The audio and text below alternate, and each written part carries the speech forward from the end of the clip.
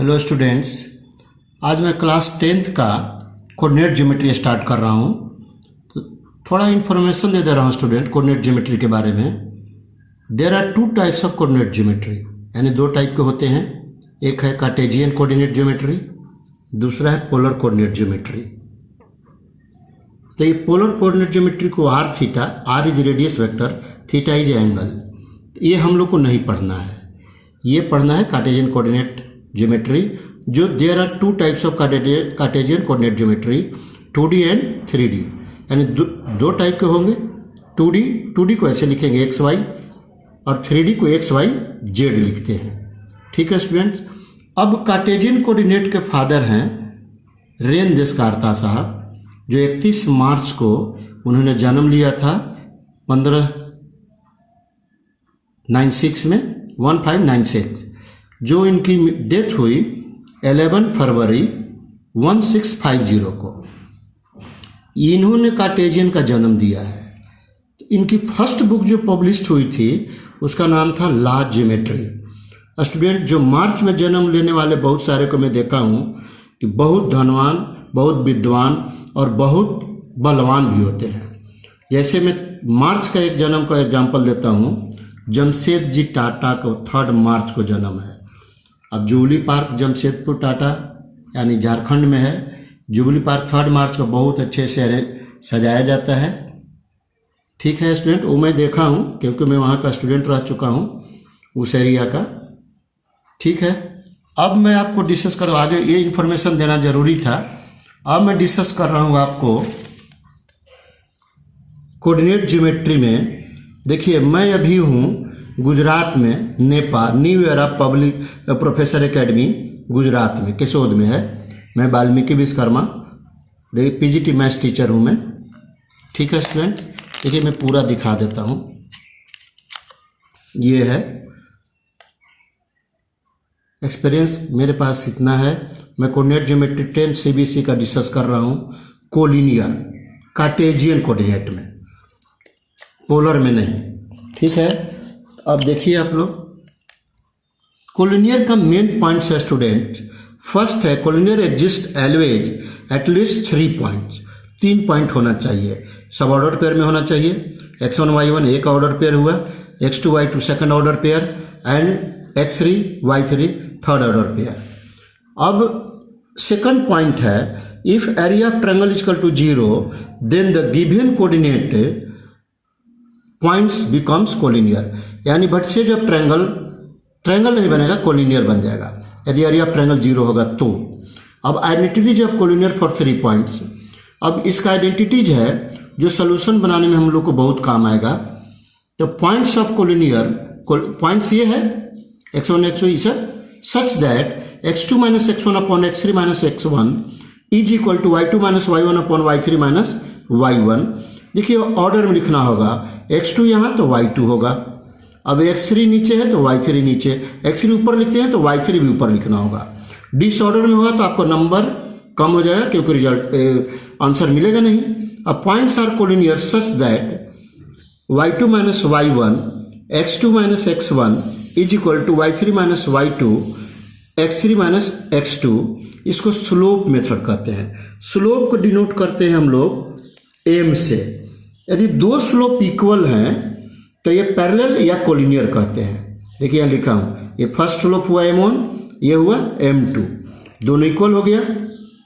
अब points x1 y1 x2 y2 x3 y3 such that ये यदि 0 होता है तो समझिए कि कोलिनियर है, अदरवाइज नॉन कोलिनियर होगा। यही स्टूडेंट एरिया ऑफ ट्रायंगल है। इसको यदि हम ढक लें और यहाँ 1/2 लिख दे, यहाँ ये 1/2, तो ये एरिया ऑफ ट्रायंगल हो जाएगा। तो देखिए एरिया ऑफ ट्रायंगल 0 कर दिया तो कोलिनियर हो गया। अब बाकी यदि 0 नहीं है तो नॉन कोलिनियर होगा। अब इससे रिलेटेड मैं क्वेश्चन देखिए एक बनाता हूं। देखिए क्वेश्चन है, देखिए students, prove that points A -6 10 B -4 6 and C 3 -8 are collinear, दिखाना है। तो अब देखिए सॉल्यूशन बना रहा हूं मैं स्टूडेंट्स, ध्यान से देखिए।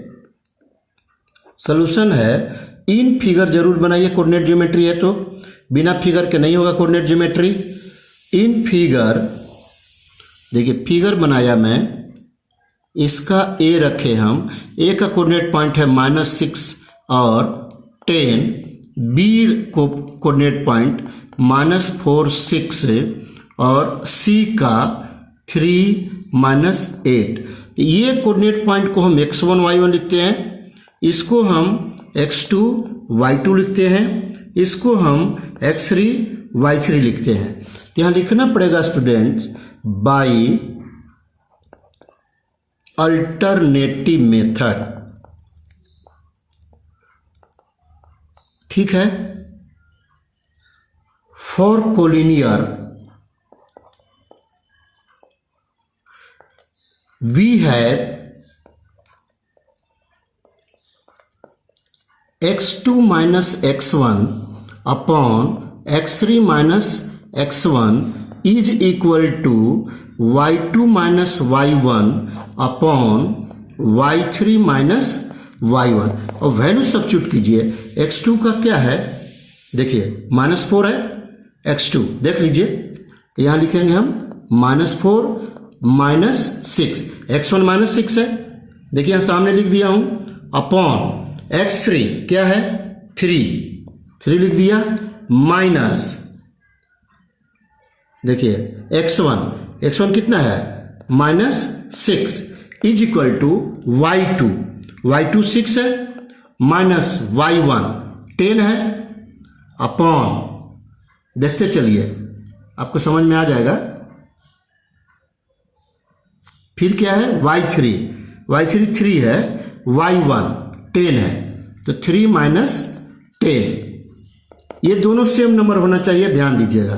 तो -4 + 6 upon 3 + 6 is equal to -4 upon minus कितना होगा, देख लीजिए,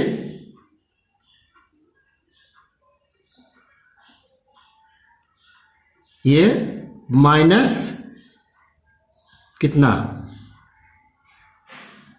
7, माइनस क्या लिखना था y3 माइनस y1, तो -7 लिखता हूं मैं, लिख दिया। अब ये y3 minus y1 sorry students, यहां -8 है, ये -8 है, देखिए y3, ये माफ कीजिएगा, हम x3 को लिख दिया, y3 हमको लिखना है, -8 है, तो कितना आ जाएगा, ये यहां लिख देता हूं, -4 अपॉन -18 है स्टूडेंट, ये 18 है, ठीक है। तो ये कितना आया 2/9 इज इक्वल टू 2/9 होगा, ये 18 है स्टूडेंट, ठीक है। देखिए यहाँ ब्रैकेट में करके लिख देता हूं, -4 अपॉन -18। अब देखिए दोनों इक्वल आ गया, तो विच इज कोलिनियर, ये कोलिनियर हो गया, प्रूव्ड, ठीक है स्टूडेंट्स।